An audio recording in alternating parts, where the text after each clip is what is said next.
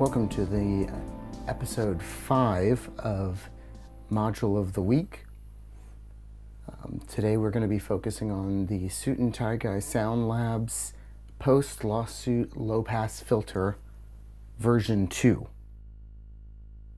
The updates from version 1, the original version to this version, include it is now SMT, which makes it box 11 compatible and very shallow, and it also removed, I believe, the second audio input in favor of a one-pole VCF output in addition to the original four-pole output.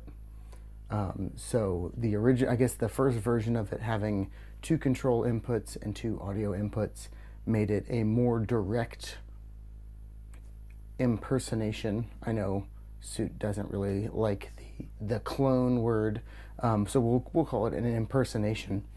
But I guess the original version having two control and two audio inputs was more accurate to the functionality of the original post-legal injunction ARP 2600 filter. But I think the addition of having the one-pole output adds a little bit more functionality, and we can talk about that. So I will briefly go over how I have my patch set up, and we can start going from there. So in keeping with the spirit of our ARP 2600 impersonation filter, I'm using an CoreSynth Odyssey of Sound VCO, which is their ARP Odyssey ARP 2600 inspired oscillator. It's a terrific oscillator. I have 3 of them in this case. We're not really using any of its advanced functions. We're just using a triangle wave out for today. So I'm not going to go too much into the oscillator, but for thematic purposes, we're using an ARP-inspired oscillator and an ARP clearly inspired filter. We're also using some envelopes from Analog Craftsman and the CoreSynth Dual VCA, and I will be sending it a sequence from a 960 clone by synthesizers.com.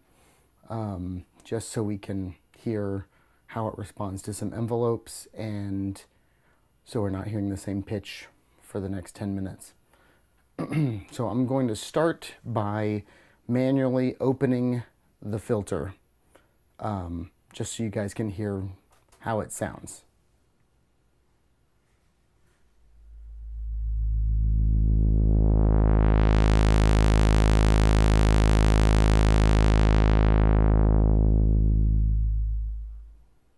That is with 0 resonance.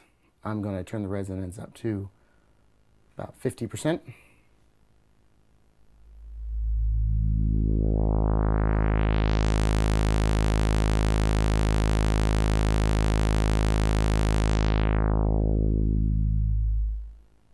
So it has a little smudge, a little warble, what you'd expect. I'm going to crank the resonance all the way up.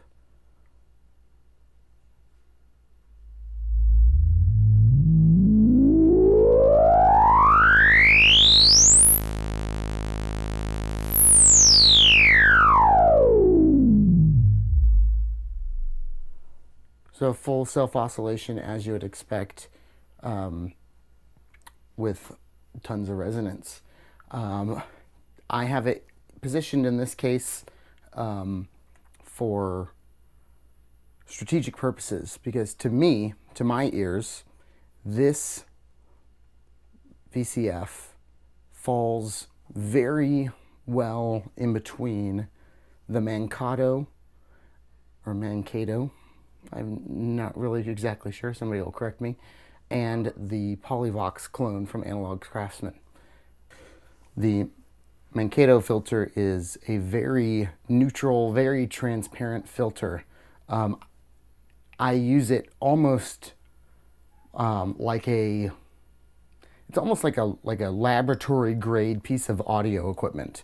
Not to say that it doesn't have personality, it certainly does, but it is very mild, specifically the 24 dB output. Granted, as you go, to the one pole outputs, you're going to retain a lot more, so it does break up a little bit, it has a different tone. So I certainly wouldn't use the word generic, but it is kind of my baseline for testing all filters against, because it really lets the oscillators kind of do their thing, and it is just going to cut frequencies where you tell it to cut frequencies. So this is my most tame filter, and with the exception of some of my low pass gates, this AC Vox Polyvox clone by Analog Craftsman is my least tame filter. And depending on how you have the gain set, it can be just mildly aggressive to completely brutal. And so I believe this falls naturally between these two. I'm going to play the same oscillator through both of those filters and show you what I mean. So here again is the AC, or the Post Lawsuit.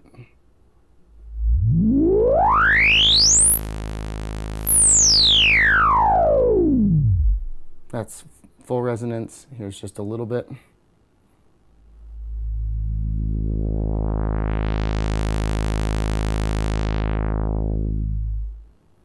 Okay, let me switch over my inputs. So this will be the Mankato 24 dB output, about a third resonance.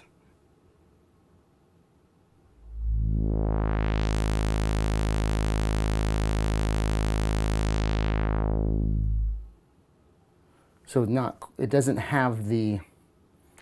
kind of break up as much as the 2600 Imposter.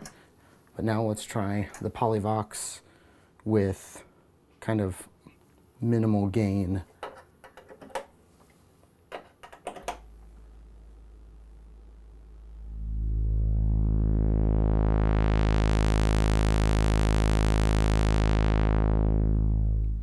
So that's, and you can really hear just the tail end of that filter sweep.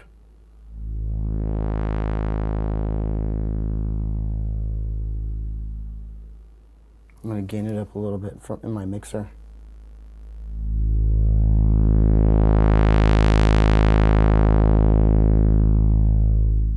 So it has this kind of fuzz, and that's only at kind of essentially a unity gain, but when we turn the gain all the way up,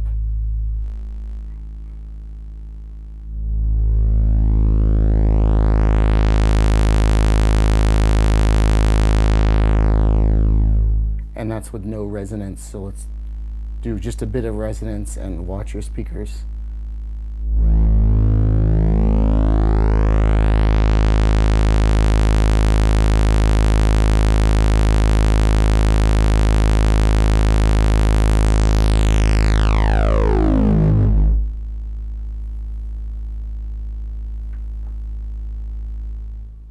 So like I said, the Post Lawsuit falls very comfortably between these two filters. That's the extent that we're going to talk about those. If you have questions about them, we can maybe address those in another video. So going back to our Post Lawsuit. Okay, so I'm going to set our FM amount to 50%. I'm going to set our resonance to 0. Back to, yep, everything's hooked back up. I'm going to start the sequence in just a second, but I want to talk about a couple of the panel function layout details. So we have, on this side, we have 2 control inputs for cutoff, as you would expect. 1 audio input. This is our 4-pole output, and you can't really see it, but here is our 1-pole output. And then we have what's the FM input. And the difference between the FM input and the filter cutoff inputs, much like on the Sea Devils STG Sound Labs filter. The FM input has a different voltage scale than the control inputs. These operate on 1 volt per octave, as you would expect. This operates on half a volt per octave. So out of the same 5 volt envelope, you get kind of twice the punch by feeding your FM input than you would the control inputs. So both of these are going to a switch, and I'm going to send the same exact envelope from the to the control input, and then as well as the FM input set to 50%. And since it's set to 50% and the scaling, they should sound the same. And then when I start to open up the attenuator for the FM input, you'll really start to hear that envelope pop. And that's where I think the filter really starts to shine. So I'm going to start our sequence.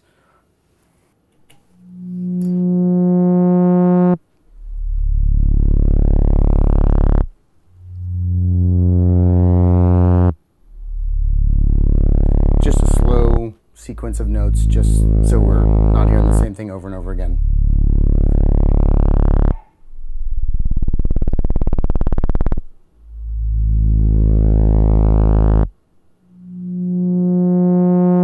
Okay, I'm going to go ahead and switch over from the envelope feeding the control input to the FM input right now.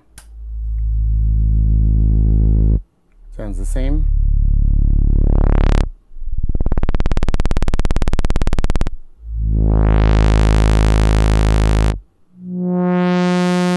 So when we crank up that attenuator, we get the full 10 volts, or the kind of the effect of having 10 volts coming from our envelope when we really still only have 5. So I'm going to switch back. Wait for a higher pitch note.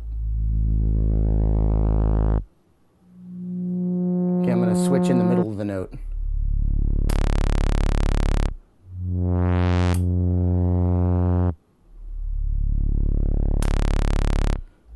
So that having that different voltage scaling really makes a big difference. I'm going to switch back to a regular control input now. And I'm going to let you guys hear the 1 pole output.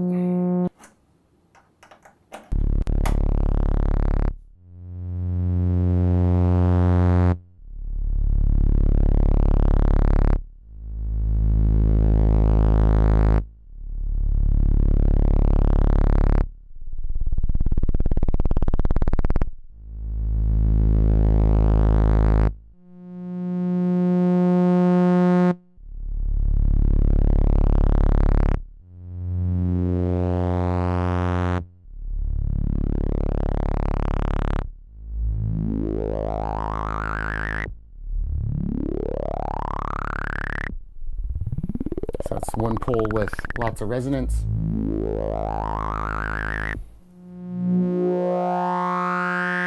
Here's 4 pole with lots of resonance.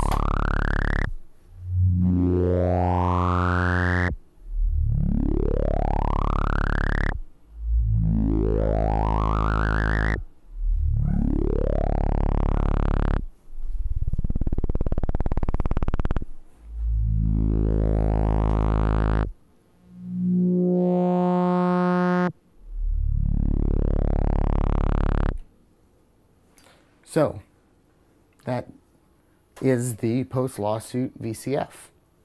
I do not have a ton of real-world first-hand experience with an ARP 2600. So I can't tell you with my own genuine opinion whether or not I feel it is a accurate approximation or impersonation of the filter.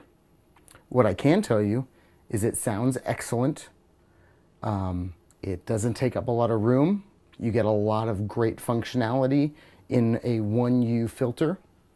It has a lot of personality, and There are a couple of things that I wish were different, but I can say that about every single module I own.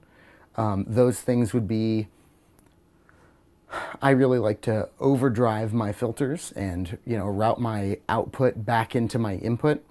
To do this, you need a couple of mixers to do it right.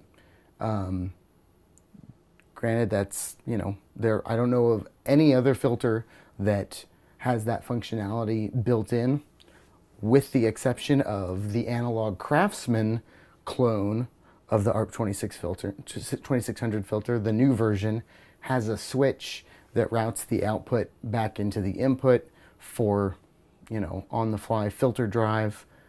You know, that's handy, but that filter is also twice as big. And it has sliders. It's maybe visually more accurate and functionally more accurate to the original. So if what you're trying to achieve is a carbon copy look and feel of the ARP 2600 filter, maybe the Analog Craftsman is better for that.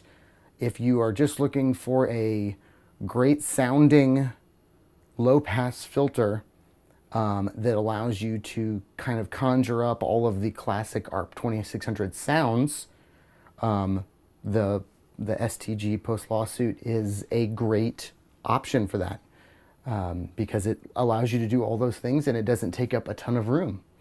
I'm going to hold on to this module for a little bit longer before I send it back. So if you guys have any questions about it, or if there's a test that you want me to do that warrants a follow-up video, I'm happy to shoot that. This module is on loan to me by Suit and Tie Guy. A big thanks to him for that.